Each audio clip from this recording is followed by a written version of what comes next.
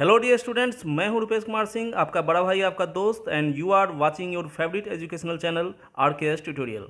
आज का video class 10 के लिए, जहां आज मैं आपको देने वाला हूं physics bye Lakhmir Singh and Manjeet Kaur, chapter 5, page number 246 पर asked short answer type question number 11 to 12 के full detailed solutions.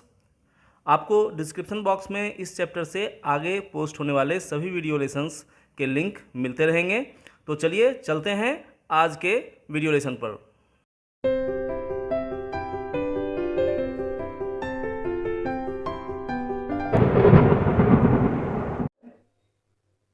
A small object is so placed in front of convex lens of 5 cm focal length that a virtual image is formed at a distance of 25 cm. Find the magnification. पिछले सवाल की तरह ही बच्चों हम लोग answer में सबसे पहले गिवन क्वांटिटीज को लिख लेते हैं। Small object is so placed in front of convex lens of 5 centimetre focal length. इसका मतलब फोकल लेंथ जो है बच्चों वो 5 सेंटीमीटर है। आगे पढ़िए, that a virtual image is formed at a distance of 25 centimetre. Virtual image is formed at a distance, that means ये आपका जो है वो इमेज डिस्टेंस है -25 सेंटीमीटर, है ना। और वर्चुअल इमेज है, पहले ही आपको बता दिया गया कि वर्चुअल इमेज है, तो इमेज डिस्टेंस जो है बच्चों यहाँ पे निगेटिव हो जाएगी, है ना। इमेज डिस्टेंस यहाँ हमें निगेटिव लेना है क्योंकि वर्चुअल इमेज है ना। तो image distance is equal to -25 centimetre. और मैग्निफिकेशन आपसे पूछा जा रहा है, तो बहुत ही आसान सवाल है। लेंस फॉर्मूला से हम लोग 1/f is equal to 1/v - 1/u जानते हैं।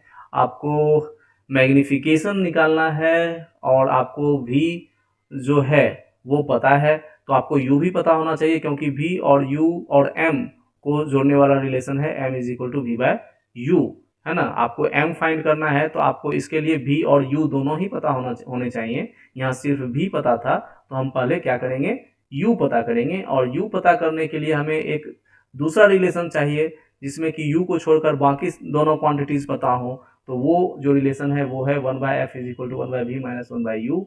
यहाँ पे 1/u is equal to 1/v - 1/f, यहाँ हम लोग सारा जो वैल्यू है वो हम लोग पुट करते हैं और यहाँ से हमें u का वैल्यू मिलता है -25/6 सेंटीमीटर। हम लोगों ने इसका फाइनल वैल्यू नहीं निकाला है क्योंकि आपसे जो पूछा जा रहा है वो मैग्निफिकेशन पूछा जा रहा है। आप ध्यान रखिए इस चीज़ को, क्योंकि यहाँ अगर आप इसको डेसिमल में चेंज कर दोगे और फिर जब आप इसे सॉल्व करोगे तो ये लेंदी बनाएगा सवाल को, और आपको यहाँ इमेज डिस्टेंस ऑब्जेक्ट डिस्टेंस पूछ नहीं रहा था, इसलिए हम लोग इसे फ्रैक्शन के रूप में ही छोड़ देते हैं। Magnification of lens is equal to v/u, v दोनों ही वैल्यूज हम लोग रखते हैं v और u के, और ये आपको फाइनली वैल्यू देता है 6। इसका मतलब जो इमेज है बच्चों वो यहाँ पे ऑब्जेक्ट की हाइट का 6 गुना बन रहा है ना। Next question number 11, find the position and nature of the image of an object 5 centimetre high and 10 centimetre in front of a convex lens of focal length 6 centimetre. Position और nature हमें image का निकालना है, जहाँ की object 5 centimetre high है, इसका मतलब h1 5 सेंटीमीटर है बच्चों। ऑब्जेक्ट डिस्टेंस जो है 10 centimetre in front of convex lens placed है बच्चों, इसका मतलब ऑब्जेक्ट डिस्टेंस दिया हुआ है -10 centimetre. Focal length 6 centimetre given था, तो हम लोगों ने फोकल लेंथ 6 सेंटीमीटर गिवन लिख लिया। पूछा जा रहा था find the position and nature of the image, इसलिए image distance is equal to what, image size h2 is equal to what, है ना, और nature of image is equal to what. तो यहाँ पे हालांकि पोजीशन एंड नेचर पूछा जा रहा है, इमेज की हाइट नहीं पूछी जा रही है, तो ये लिखना जरूरी नहीं था, है ना। Image size h2 is equal to what, इसे हम लोग यहाँ पर छोड़ सकते हैं।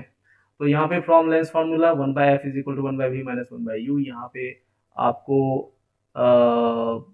जो क्वांटिटीज निकालनी है, क्वांटिटी फाइंड करनी है, वो इमेज डिस्टेंस है।